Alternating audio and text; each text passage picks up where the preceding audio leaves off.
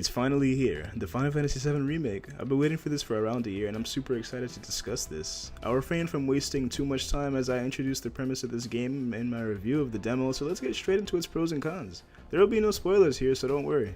The combat is a hybrid of the hack and slash and RPG genres, and it's done in a manner that prevents it from growing monotonous. You fluctuate between guarding, rolling, creating openings for yourself to attack via staggers, and switching between party members when circumstances call for you to do so. There will be situations where you can't dodge attacks and you're forced to take damage, but that's how RPGs are most of the time. You'll be taking hits no matter what, and you're supposed to play around how much HP you have. If you could avoid every attack that comes your way, then that'd kill the RPG aspect of the gameplay. I personally felt they did a clever job mixing the two genres of RPG and hack and slash. Let's move on to the characters within the context of the combat.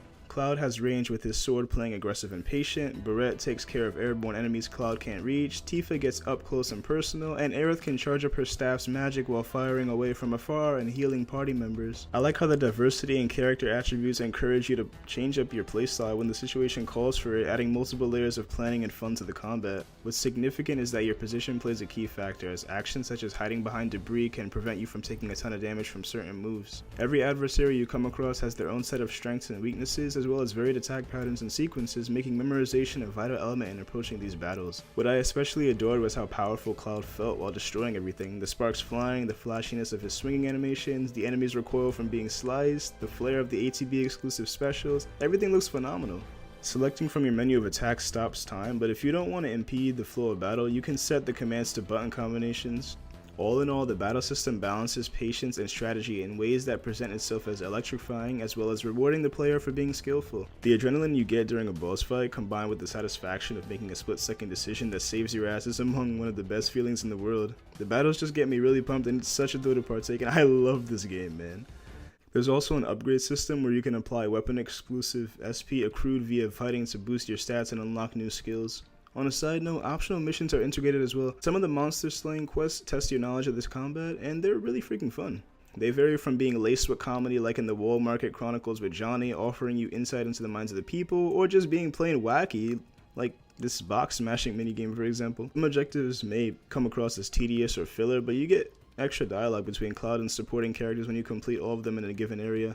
I took the time to do most of the side quests, bar one or two, and I appreciated the wholesome interactions with Tifa and Aerith after I completed them. Moving on, we have the integration of emotional cutscenes and improved character dynamics. I already loved these characters before when they were blocky figures with no voices, but the remake has increased my appreciation for them by margins. Jessie's character arc and backstory was the most notable out of everything, as she went from obscure in the original title to extremely memorable in this revamp.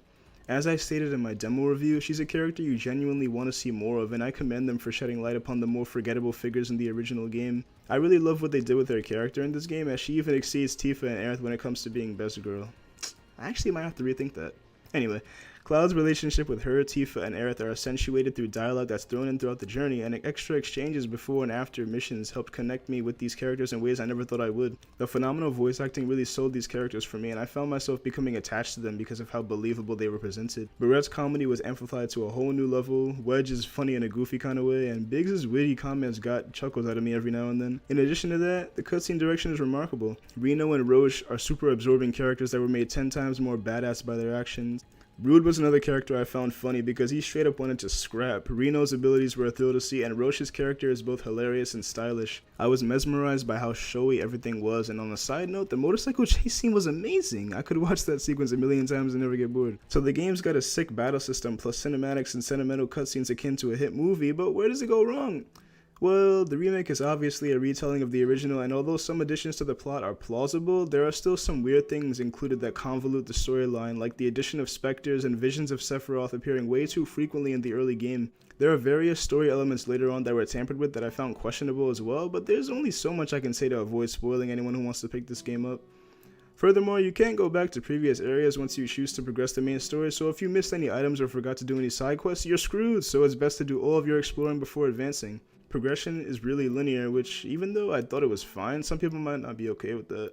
Also, when you run by NPCs, they repeat the same lines non-stop, which grows annoying as it impedes on what the main characters are trying to say. This issue is most prevalent in heavily populated areas like the train station and the Sector 7 slums, but it very rarely pops up after, so it's not a big issue.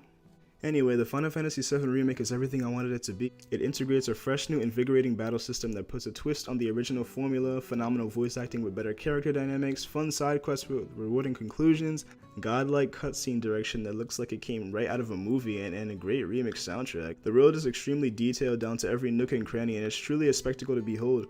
Some story elements of the original game were screwed up, but in my opinion, every other positive of the game makes up for it. It took me around 40 hours to complete it, and I enjoyed every second of it. To think that this is only a part of the actual full game excites me to no end, as in the future we'll be able to dive into this universe yet again once Square Enix finishes it up. I love this title so much, and it's definitely in my top 5. Trust me on this one, I'm notorious for having bad opinions, but I'm confident you'll enjoy this game as I have, whether you're familiar with the source material or not.